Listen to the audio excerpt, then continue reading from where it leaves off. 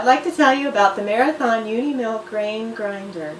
This grain grinder is a stone grinder and was manufactured approximately between the time frame of the 1960s to the 1980s.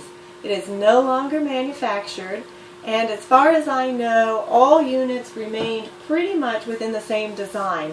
The only difference I'm aware of is that the earlier units were made with a metal hopper, the latter units were made with a plastic hopper.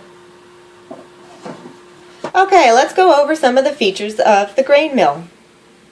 It's a heavy mill, weighing in at about 50 pounds. It has a 1/2 horsepower motor. It has a hopper and stone grinders. The on-off is a pull knob, push knob. In order to change the fineness of the flour, we have a clockwise, counterclockwise knob going from fine to cracked. The more coarse that you want the flour, then you would turn the knob clockwise. It has a tray and a hand crank for electricity outages. Okay, so let's talk about these stones. One of the stones is stationary and one of the stones spins. The grain goes down into this hole and is ground by the spinning stone. You never want the stones to be touching each other, otherwise the stones will glaze, ruining your grinding surface area. So prior to each time you grind, you do want to take the hopper off and check to make sure that the stones are not touching. Even if they weren't touching the last time, they could be touching a little bit this time due to the vibration of the machine causing the knob to readjust a little bit back. I'm going to show you what it sounds like for the stones to be touching.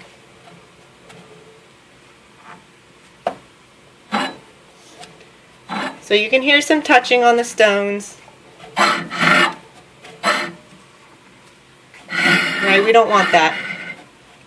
So if they're touching, turn it clockwise to open it up until you no longer hear the stones rubbing against each other.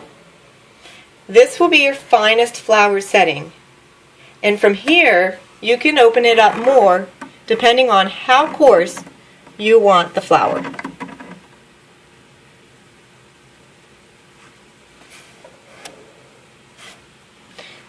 And you turn it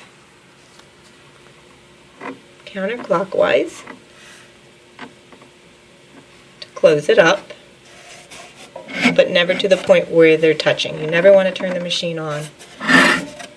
It can glaze the stones and it can also overheat the motor.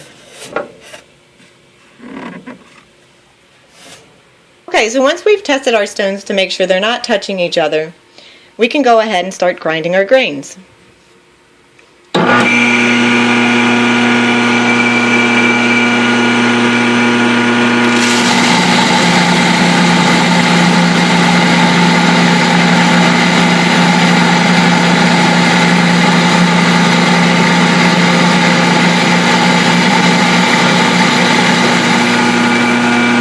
Once you have ground the grains that you want, go ahead and turn the machine off and wait for the stones to stop spinning.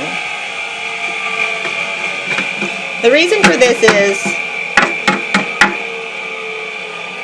because as it has ground the flour, it is also on the inside of the machine, and you're going to want to dust this off so that it falls down into the tray below.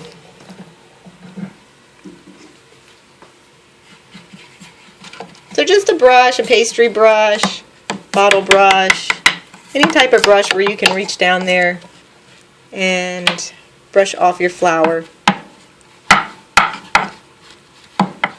You never want to clean your mill with water. This can create a paste inside your machine.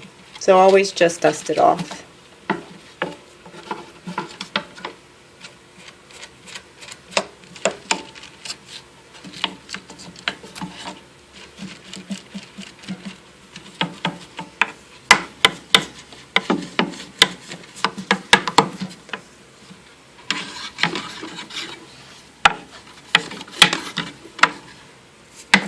Okay, so once you have it dusted off, then you can go ahead and pull your tray out, and then you have your flour for use.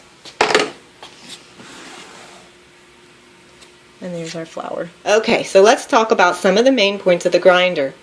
You always want to make sure the stones are not touching before you turn the grinder on.